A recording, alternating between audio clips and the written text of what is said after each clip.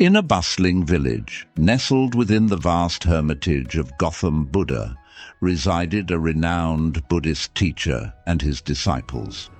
Among them was a disciple known for his loquacity.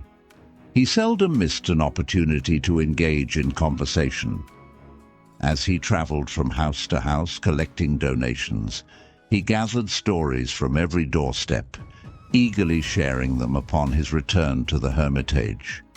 This disciple had a penchant for gossip and often spoke ill of one peer to another, attempting to curry favor by belittling others while lauding his own virtues. He boasted of his intellect and sought to demonstrate his superiority in the eyes of their guru. He often reminded others of his affluent background, claiming, "I am from a wealthy family. I could have enjoyed a life of comfort and luxury, yet I chose to forsake it all in pursuit of truth, to understand myself and life. Thus my sacrifice surpasses that of all others." One day the guru called all the disciples of the ashram and said, "All of you have to take some resolution for the next 1 month. This will strengthen your determination power and will infuse self-power in you. All of you can take any resolution according to your ability, and if anyone breaks their resolution before 1 month, then they will return to their old routine." All the disciples took big or small resolutions according to their power and went away after telling the guru about their resolutions. But the disciple who wanted to show himself as different and bigger went directly to the guru's cottage and said, "I do not want to take any small resolution, but I want to take a big and great resolution like myself. Please tell me what resolution should be taken." Hearing this, the guru smiled and said, "Will you be able to fulfill the resolution given by me? Will it be possible for you to complete it? Probably not. That is not possible for you. You will not be able to complete it. That's why you yourself find a resolution." The disciple said, "No, Gurudev. Whatever resolution you give me, I will definitely fulfill it." The master said, "Okay, then you will keep quiet for the next 1 month. Won't even take a word out of your mouth.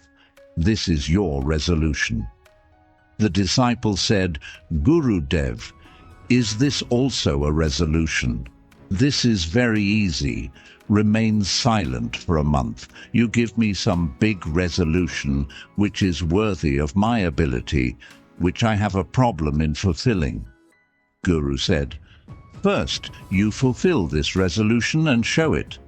The disciple obeyed the guru, and he became silent at the same time and turned and went out of the hut. He found it much easier to remain silent. He spent 1 day silently, but from the second day, the burden of not speaking started increasing in his mind. On the third day, he started feeling heaviness, and on the fourth day, he started feeling a strange uneasiness because all the disciples in the ashram were talking to each other. He also wanted to present his side in front of them. He wanted to stop speaking, but his resolve was coming in the way. That's why he used to make only mouth and eyes the whole day. In this way, a few more days passed, and that disciple fell ill. His head was exploding. He didn't even feel like eating or drinking. He just wanted to speak.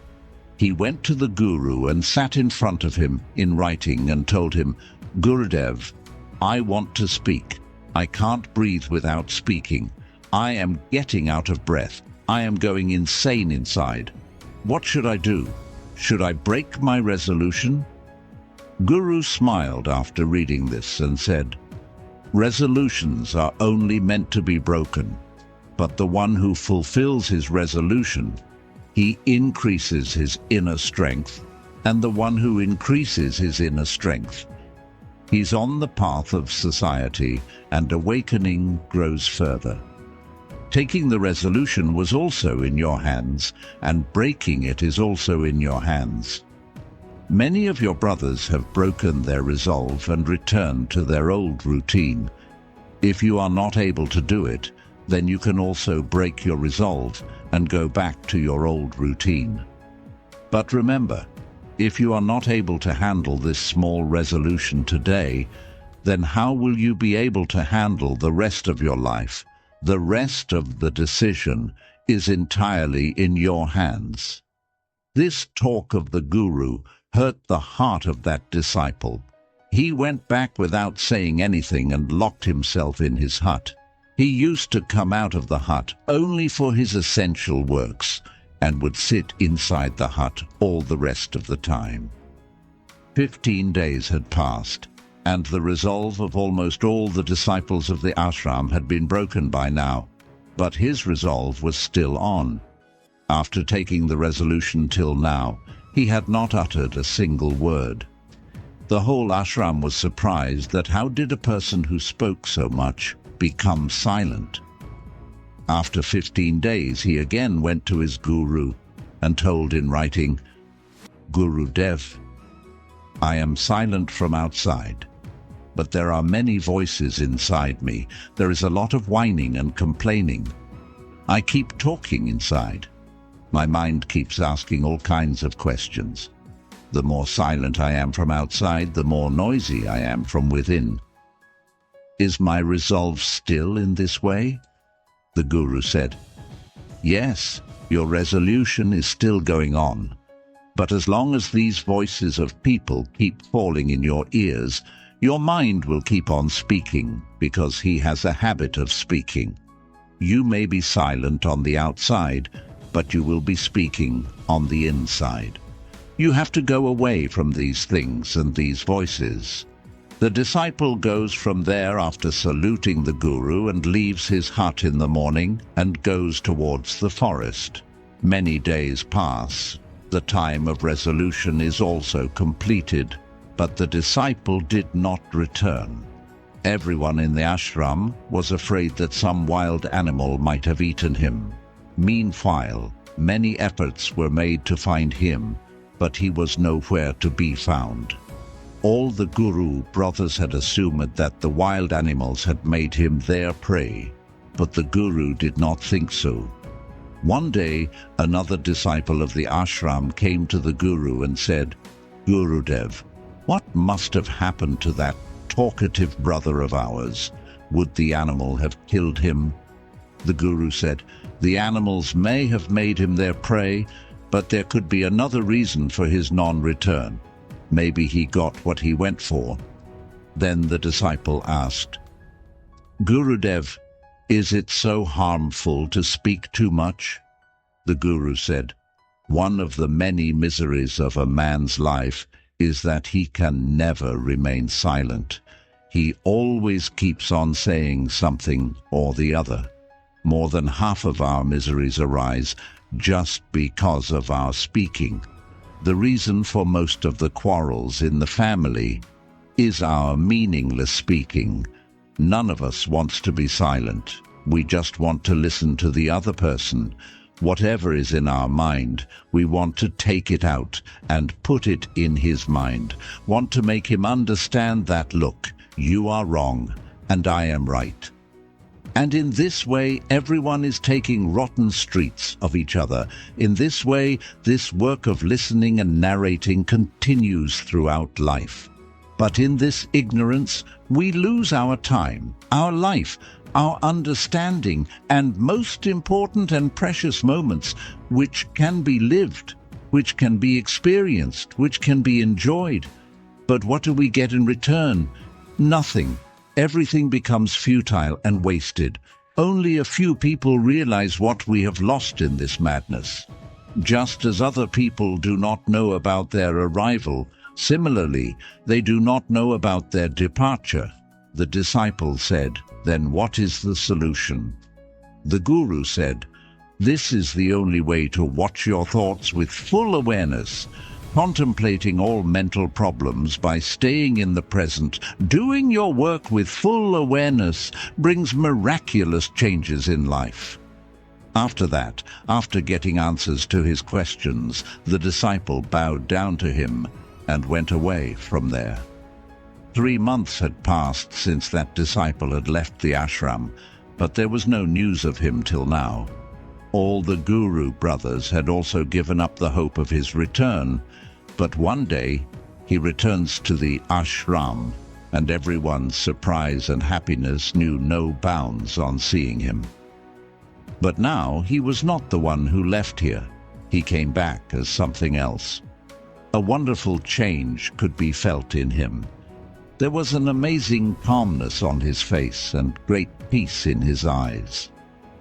As soon as he came to the ashram, all the Guru brothers surrounded him from all sides and started talking. He also started talking to his Guru brothers. Everyone who talked to him felt that he was no longer as impatient and talkative as before. Each and every word came out of his mouth very smoothly and sweetly.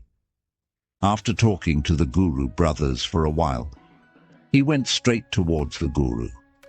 He touched the Guru's feet and said, "Gurudev, am I still silent? Is my resolution still on?" The Guru looked very carefully into the disciple's eyes for some time and said, "Yes, you are still silent. Not a single word is coming out of your mouth, and your resolution is still on." The disciple said, "Gurudev, when I left the ashram, I was silent with my mouth, but there were many voices inside me. There were many questions in my mind, and they were not stopping. So I went to the forest, hoping that there I would find peace, and the chatter of my mind would subside. But the more I went into solitude, the louder the voice inside me grew. I started hearing the old and old voice inside me. Only then did I realize how wrong I was doing when I used to say bad things to my family, friends, and Guru brothers. At that time, I used to feel that I am saying the right thing, even when I used to backbite and make fun of the Guru brothers. I used to feel that I was better than them. Yes, and I'm doing right. But that day, I realized for the first time how wrong I used to speak. For a long time, these voices, these complaints kept going on inside me. But gradually, one day, all these voices finished from inside me. Now, I have become silent from inside also. In that dense forest, there was no one to speak from outside, and there was no sound left inside. And I understood the true meaning of silence for the first time that day. There was peace all around me, although there were still some voices coming, which used to come before, but I could not hear them. But now, I could hear all those voices clearly, the sound of the wind blowing, the sound of birds chirping, and the sound of flowing water. I heard all these voices for the first time with full consciousness. I had never felt so much peace around me before. So, to disturb this peace, for the first time, I took any word out of my mouth. I shouted, "Oh God, what kind of peace is this? Why is everything so quiet? What happened?" But even after my shouting, the peace was not disturbed. Everything was as calm as before, outside as well as inside. "Hey Gurudev, I talk to my Guru brothers. I talk to you. I am speaking. I am walking. I'm watching. Everything. But I am completely alone inside. I am in silence. I am in a crowd. Still, I am alone in solitude. Even when I want to make noise within myself, I am still in solitude. Now, everything is visible. Everything has started to be heard." Guru said, "As long as we keep speaking on the outside, there will be unrest inside. But the day we turn inward, then whatever comes out of our mouth, we will remain calm. Most of the evil in the world stems from our speaking, because we don't want to be silent. We talk more than we need to. We do not want to listen to the person in front of us. Rather, we want to stop him from speaking, want to make him understand who I am, what I can do, and this remains the purpose of our life. All our energy goes on getting wasted in talking in vain. In such a society, the life of people is filled with sorrows who are always engaged in telling each other, never want to listen to each other, never want to understand, and they have never learned to be silent because being silent makes them feel small. The reason for all the battles in the world is our speaking.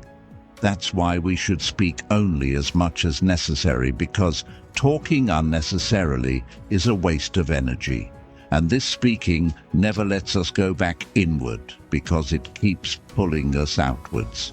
And what is out there in this world except, but if you want to turn towards your inner world, then this mouth must be kept closed. That's why all the Buddhas who became enlightened, all of them ran towards solitude so that they would not have to speak much. They would not have to listen much. He remained in solitude and remained calm. That's why you can easily travel inside.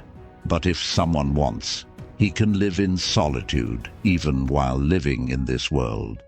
He can remain calm, but for this, he has to save his energy, which he was till now wasting in his meaningless words. The moral we derive from this tale is that engaging in fruitless conversation is more than just a waste of energy. It's a barrier to introspection and personal growth. Speaking excessively without purpose distracts us from self-reflection, as it constantly projects our attention outward. For those who seek to journey within and discover deeper truths about themselves, it's essential to practice restraint in speech. I hope you found this story enlightening and thought-provoking. Please share your reflections and any insights you've gained in the comments below. Before you go, don't forget to like this video and subscribe to our channel for more insightful content. Thank you for watching.